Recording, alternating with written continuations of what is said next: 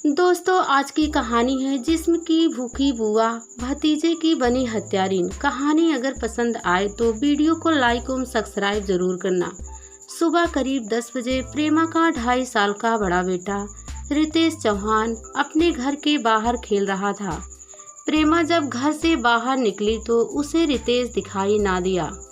तब उसने बेटे को आवाज़ लगाई, रितेश बेटा कहाँ हो? लेकिन रितेश घर के आसपास कहीं ना मिला। प्रेमा रितेश को घर के बाहर ना पाकर घबरा गई। वह उसी समय अपने ससुर जगराम के पास गई, क्योंकि प्रेमा का पति जवाहरलाल एक दिन पहले ही गांव से दिल्ली गया था। प्रेमा रोते हुए ससुर जगराम से बोली, बाबूजी, रितेश अभी कुछ देर पहले घर से बाहर खेल रहा था, लेकिन अब वह कहीं दिखाई नहीं दे रहा है। बहू प्रेमा की बात सुनकर जगराम भी घबरा गए और उन्होंने घर के आसपास अपने 2.5 वर्षीय पोते रितेश को आवाज़ देनी शुरू कर दी, लेकिन रितेश का कहीं पता नहीं चला।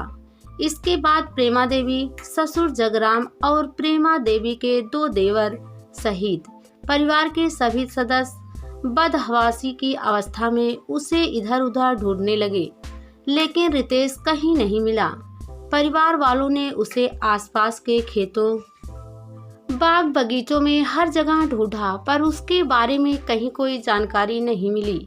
रितेश के गायब होने की खबर एक दिन पहले दिल्ली गए उसके पिता जवाहरलाल को भी फोन द्वारा दे दी गई। बेटे के गायब होने की खबर पाकर जवाहर भी घबरा गया और वह उसी दिन दिल्ली से अपने घर के लिए चल पड़ा। इधर प्रेमा का रो रो कर बुरा हाल हो गया था। रितेश के गायब होने की सूचना जंगल में आग की तरह आसपास के गांव में भी फैल चुकी थी। लोग जी जान से रितेश को खोजने में लगे थे।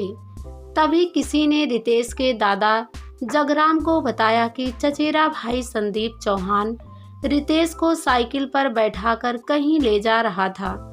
रितेश के परिजनों ने संदीप को पकड़कर उससे कड़ाई से पूछताछ की, रितेश के साथ उसने क्या किया है? तो संदीप बोला, मुझे नहीं पता और ना ही मैंने रितेश को देखा है। लोग बार बार संदीप से रितेश के बारे में पूछते रहे, लेकिन संदीप रितेश के बारे में अनभिज्ञता ही जाहिर करता रहा। इसके बाद लोगों के कहने पर जगराम ने थाने पहुंचकर पोते के गायब होने की जानकारी देते हुए संदीप पर उसे गायब करने का आरोप लगाया। जगराम की शिकायत को थाना प्रभारी ने गंभीरता से लिया। उन्होंने अपने उच्च अधिकारियों को भी घटना की सूचना दे दी। सूचना पाकर एसपी सीओ टीम के साथ पहुंच गए। इसने सभी थानों को भी रितेश की खोज में लगा दिया गया। पुलिस टीम के साथ रितेश को खोजने में लगी हुई थी, लेकिन उसका कहीं पता नहीं चल रहा था। और उधर पुलिस जगराम की शिकायत पर आरोपी संदीप के घर पहुंची तो वह भी घर पर नहीं मिला।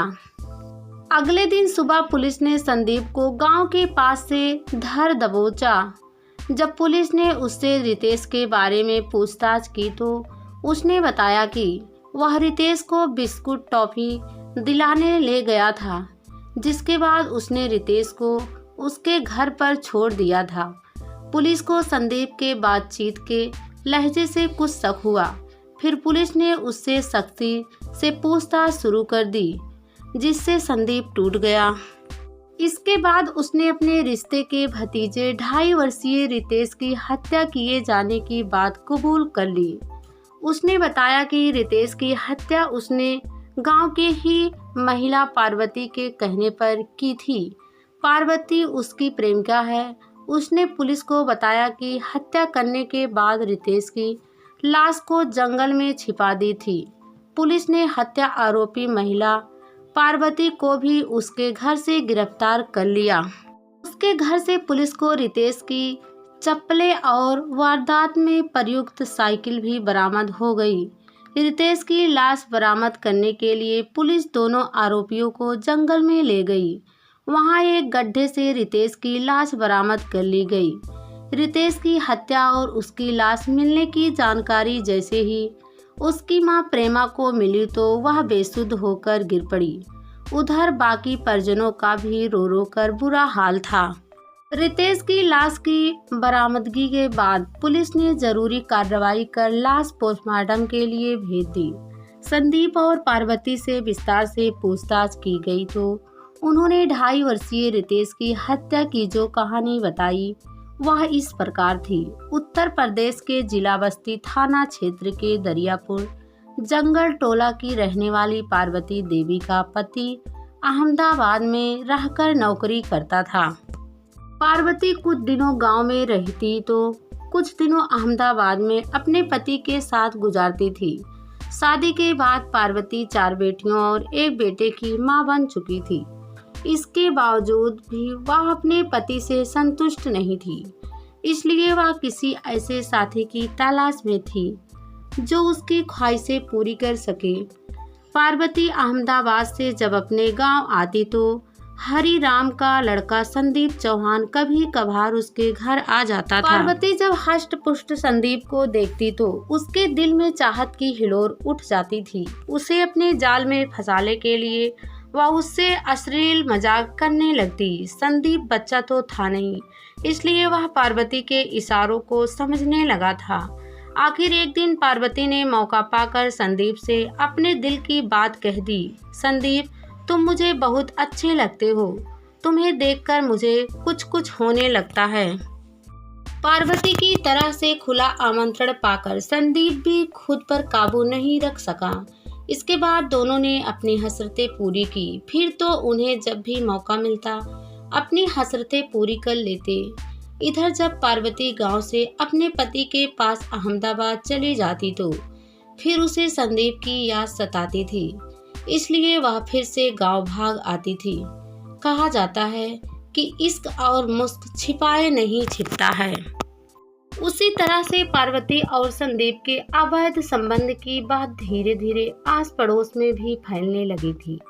लोग जब भी दोनों को देखते तो कानाफूसी करने लगते थे।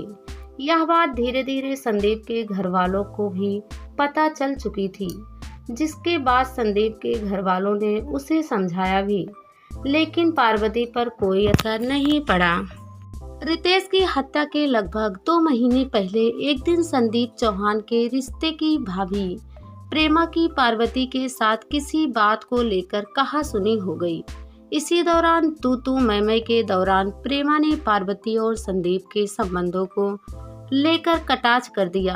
बात बढ़ी तो प्रेमा ने इसकी शिकायत थाने में कर दी, जहां पुलिस ने दोनों को बुलाकर समझाया बुझाया।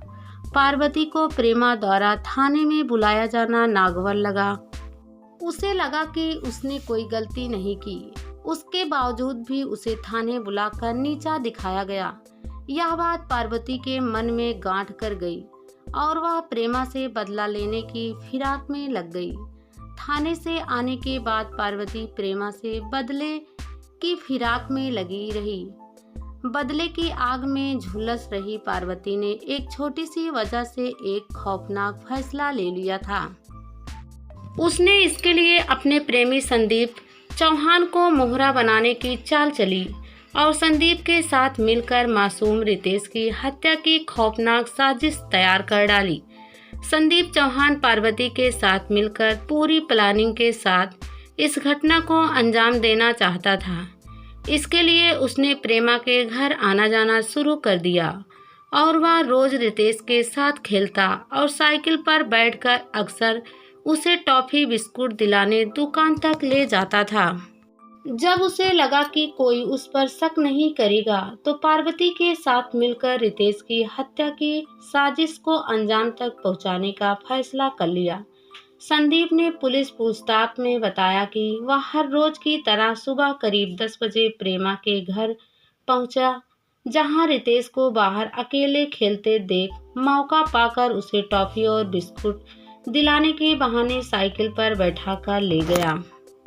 अपनी प्रेमिका पार्वती के कहने पर वह उसे गांव से दूर जंगल में ले गया और वहीं उसकी गला दबाकर हत्या कर दी। उसके शव को उसने वहीं पर एक छोटे से गड्ढे में डालकर पत्तियों से छिपा दिया। 2.5 वर्षीय रितेश के गायब होने के बाद खोजबीन में लगे परिजनों को जब यह पता चला कि आखिरी बार रितेश को संदीप के साथ साइकिल पर बैठे देखा गया था, तो लोगों के शक ही सुई संदीप पर टिक गई, जिसके बाद पुलिस के हिरासत में आने के बाद संदीप ने सब कुछ सच सच बता दिया। जब लोगों को यह बात पता चली कि पार्वती और उसके प्रेमी संदीप ने जघन्य तरीके से मासूम रितेश की हत्या की है, तो लोगों का गुस्सा बढ़ने लगा। पुलिस के उच्च अधिकारियों ने स्थिति को बिगड़ने से बचाने के लिए कुछ दिनों के लिए गांव में पीएससी की प्लाटून के साथ पुलिस बल तैनात कर दिया था। पुलिस ने 24 घंटे के भीतर घटना का पर्दाफाश कर हत्या आरोपी पार्वती और संदीप चौहान के खिलाफ का मुकदमा दर्ज कर आरोपियों को कोर्ट में पेश कर जेल भेज दिया। आरोपी पार्वती के गुनाहों के चलते जब उसकी 1.5 साल की बेटी को भी अपना समय जेल में बिताना होगा,